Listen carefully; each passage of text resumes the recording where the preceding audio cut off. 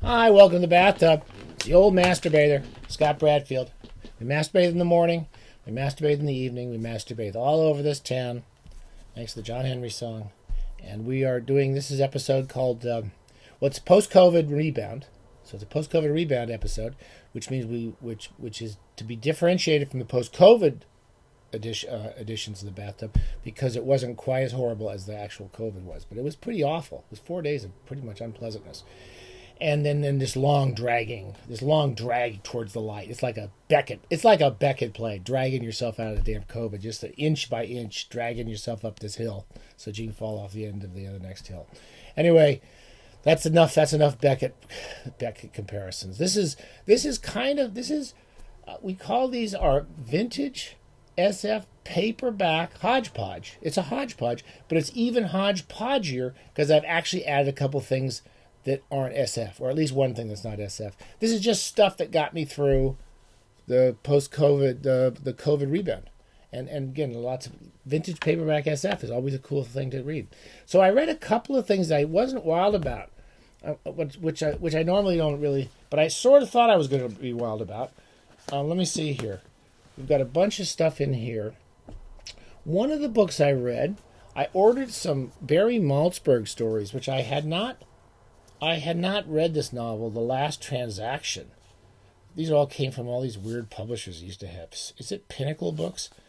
And I'm trying to see, do I have my glasses? Anyway, I don't know if you know Barry Malzberg, but for those of 60s, 70s science fiction nerds, we've all read lots of Barry Malzberg. 1977. This is kind of one of his later books. He wrote a lot of novels. He must have written 40 or 50. Him and Silverberg must have been two of the most prolific novel writers, and Ron Goulart of the 60s and 70s.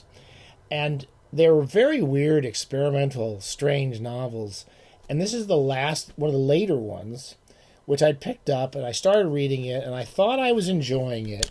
And I got about to page 106, and I kind of gave up. For those of you who've read Malzberg, you'll probably know why I like him and why I don't like him. His stuff is completely insane. Tends to be about guys who are just obsessed with sex, pretty much uninteresting missionary position sex, and there's this constant orgasms going on, describing orgasms. His characters are constantly either having sex or not, or thinking about having sex. And this one is about a president.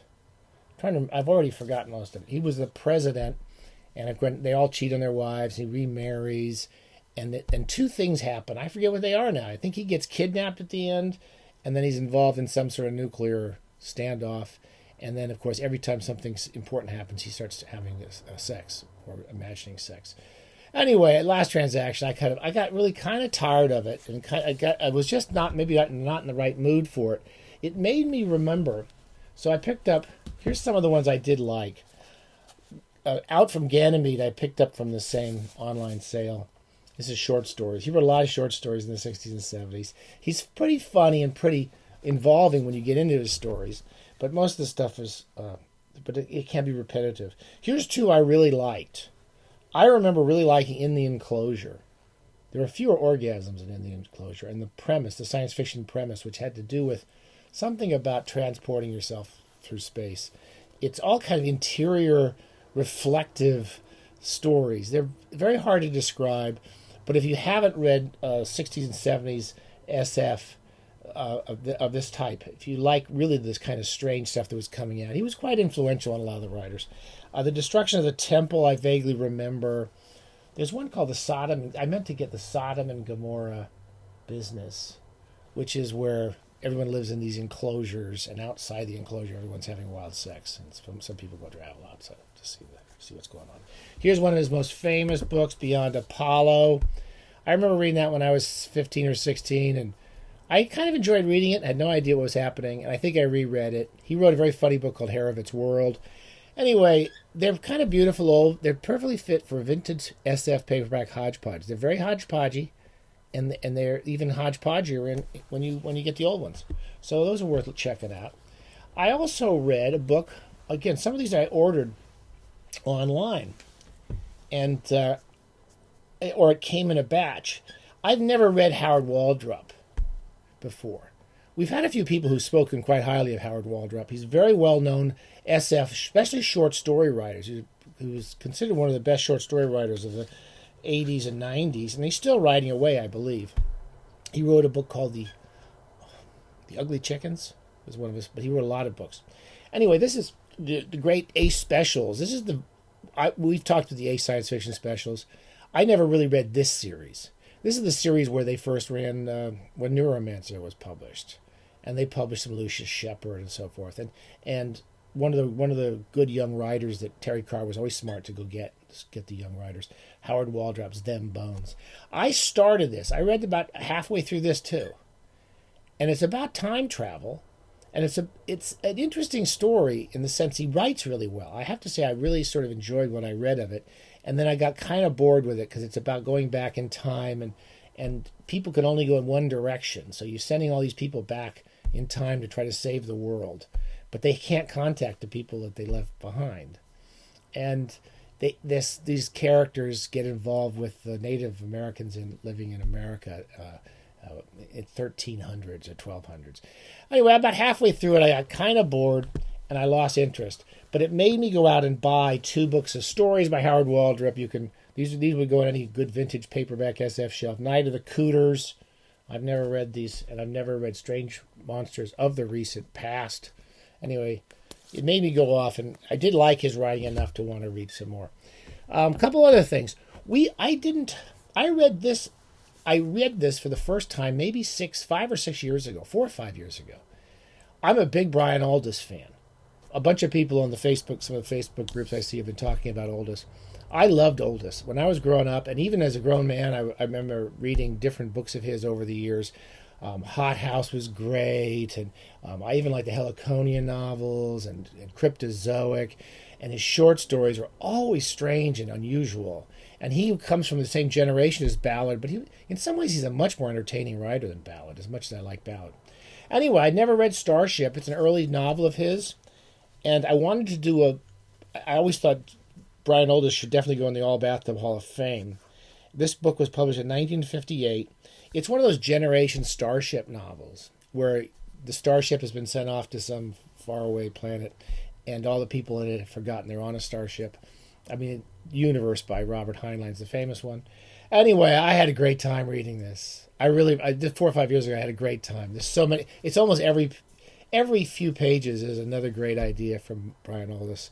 And he was a wonderful writer. And if you haven't read it, that's a cool little copy too, isn't it? I mean, I don't think that's not the first paperback, but it's a nice one of those cool Avon paperbacks. Sort of finally, we've talked about Orbit 8. That's definitely a vintage paperback SF. We read the last few stories in here, which included a pretty interesting writer. I've never read her or heard of him or her again. Pip Wynn, Right Off the Map, which was kind of an odd little story. A couple stories I didn't quite get. An interesting Gene Wolfe story. This is just the last few stories in it, called A Method Bit and B, which is perfect. Wolfe, you just get these kind of weird little ideas, and you kind of make the most you could make of them. You couldn't make too much of this one, but it's an idea that all the method actors in B movies actually believe they're in. To be a method actor, you actually believe you're the character, and they believe they're in these movies of werewolves and spies and World War II wars and stuff. Anyway, it's a 4-page story, nice little story. And finally, Kate Wilhelm. We're big Kate Wilhelm fans here at the Bathtub. Story called The Encounter. I don't know anyone who writes like Kate Wilhelm, especially when she was really being able to publish all her best stuff in the 70s and 80s. They're very unusual stories, and they're very difficult to follow. You have to really pay attention. And I read this story twice. And it is about a sort of psychic connection between two people who meet during a snowstorm. And the basic premise is there's this one guy who spends his life keeping the world shut out. He tries to shut it out. And there's a metaphor in the story, which is they're trying to hold the storm off and keep this door closed while the storm is raging on outside. They're at a bus station. It's all very realistic. It all feels realistic. And yet there's this weird, strange, psychic battle going on in the middle of it. And he meets a woman who's clearly very receptive to other people. She has some sort of psychic ability to be receptive to other people. And I can't really describe it so much because I've never read a story quite like it. It's about one character almost being pulled inside out. It's a very strange, interesting, haunting story. She's really the modernist the modernist of all those writers in the 70s and 80s, who requires you to be in the characters' heads, to understand whose point of view you're in, and then to experience something that you don't really experience in another short story writer, I don't think. Finally, this is not really vintage SF, but it's vintage paperback. Right ho, Jeeves.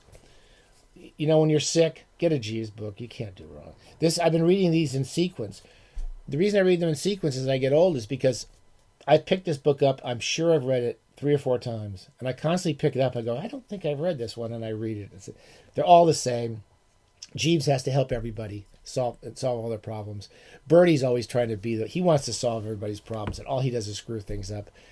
There's one funny scene after another in it.